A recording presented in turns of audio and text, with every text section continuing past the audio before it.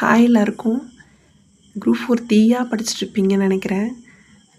கண்டிப்பாக நல்லா படிங்க. இந்த வாட்டி கண்டிப்பாக பாஸ் பண்ணிடலாம். குரூப் 4க்கு படிக்கும்போது ஒரு நாளைக்கு ஒரு 10 மணி நேரம் படிக்கிறோம் அப்படின்னா, அதில் கண்டிப்பாக ஒரு மணி நேரம் 1.5 மணி நேரம் ப்ரீவியஸ் கொஷனுக்கு கண்டிப்பாக ஒதுக்குங்க. இது ரொம்ப யூஸ்ஃபுல்லாக இருக்குது.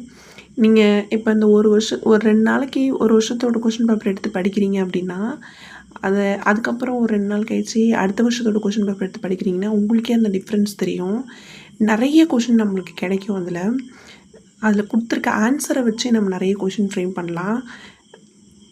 ரொம்ப அதாவது கேட்ட கொஷினே இல்லை அப்படின்னு சொல்ல முடியாது. கேட்ட டாப்பிக்லேருந்தே அதை சுற்றி நிறைய கொஷின்ஸ் வருது. கண்டிப்பாக ப்ரீவியஸ் இயர் கொஷின் படிக்கிறது ரொம்ப ரொம்ப ரொம்ப யூஸ்ஃபுல்லாக இருக்கும். இப்போ பாலிட்டியில் ஒரு கொஷின் பார்க்கலாம். இந்திய அரசியலமைப்பின் அடிப்படை உரிமைகள் குறித்த சரியான கூற்றுகளை தேர்ந்தெடுக்கவும். ஒரு குடிமகன் விரும்பினால் தனக்கான அடிப்படை உரிமைகளை தள்ளுபடி செய்து கொள்ள முடியும் அப்படின்னு ஃபஸ்ட்டு பாயிண்ட் இருக்குது. அது எப்படி முடியாது.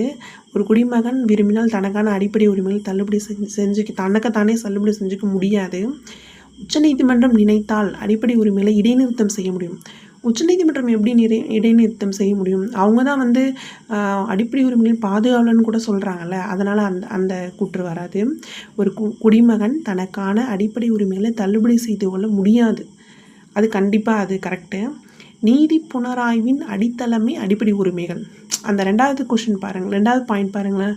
உச்சநீதிமன்றம் நினைத்தால் அடிப்படை உரிமைகளை இடைநிறுத்தம் செய்ய முடியும் அப்படின்னு கொடுத்துருக்காங்கல்ல. அப்போ அது கரெக்டுனா நீதி புனராய்வின் அடித்தளமே அடிப்படை உரிமைகள் தான் அப்படின்னு சொல்கிறது தப்பாக இருக்கும். நீதி புனராய்வு தான், அதாவது அடிப்படை உரிமைகளின் பாதுகாவலன் தான்